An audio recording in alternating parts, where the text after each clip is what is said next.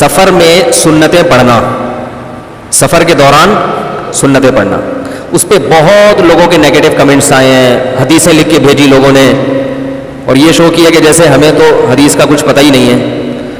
حدیثیں لکھ کے بھیجی کہ فلاں صحابی سفر میں سنتیں چھوڑ دیا کرتے تھے. تو پورا بیان غور سے سنا کریں کسی کا، اس کے بعد اس پہ طنز کیا کریں، تبصرہ کیا کریں. میں نے اس میں بتایا تھا ایک سفر تو وہ ہے جس کو ٹریولنگ کہا جاتا ہے نا، ٹریول کر رہے ہیں آپ، جا رہے ہیں، راستے میں ہیں، پھر آپ چھوڑ دیں کیونکہ واقعی مشقت ہوتی ہے اس میں. وہ جتنی حدیثیں یا صحابہ کے آثار پیش کی ہیں وہ اس سفر کے بارے میں جس میں آپ ٹریولنگ کر رہے ہیں. اور ایک ہے کہیں جا کے آپ ٹھہر چکے ہیں، رہائش ہے آپ کی، لیکن 15 دن سے کم ٹھہرنے کا ارادہ ہے. اب شرعی اعتبار سے تو آپ مسافر ہیں، لغوی اعتبار سے آپ مسافر نہیں ہیں، وہاں آپ کو سنتیں پڑھنی پڑیں گی.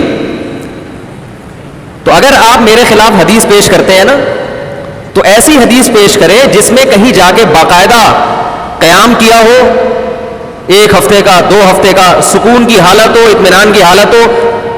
وہاں کیا سنتیں پڑھنی ہے کہ نہیں پڑھنی، اس کے بارے میں کوئی حدیث میرے علم میں نہیں ہے. اگر ہے تو آپ بتائیں، میں رجوع کروں گا. تو اعتراض کرنے والے جو ہے نا، اکثر یوٹیوب پہ جو کوئی بات کرتا ہوں فوراً اعتراضات، فوراً حدیثیں پیش کرنا شروع کر دیتے ہیں.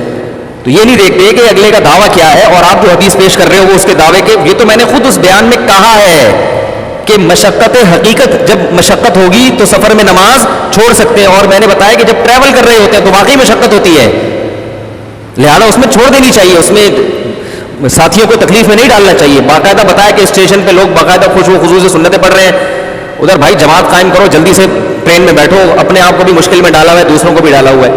تو یہ اکثر معترضین جو میں فروعی مسائل بیان کرتا ہوں اس پہ جو قرآن و سنت سے میرے خلاف دلائل دیتے ہیں، وہ میرے بیان میں ہی اس کا یا تو جواب ہوتا ہے یا وہ دلیل میرے دعوے کے میں نے وہ دعویٰ کیا ہی نہیں ہوتا اور وہ اس پہ لے کے جا رہے ہوتے ہیں.